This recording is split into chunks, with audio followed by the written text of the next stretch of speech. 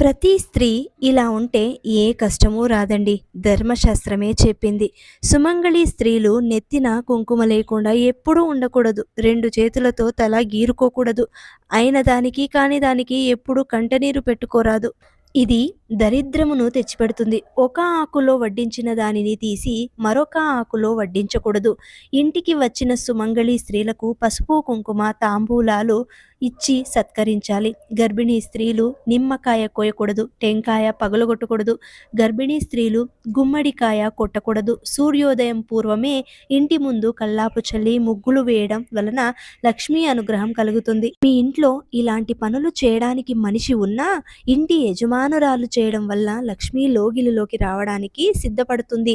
చేతితో ఎప్పుడు అన్నం కానీ, ఉప్పు కానీ, కూరలు కానీ వడ్డించుకోకూడదు. ఏ వస్తువైనా ఇంట్లో ఉండి కూడా లేదు అని మాత్రం అనకూడదు. నిండుగా ఉంది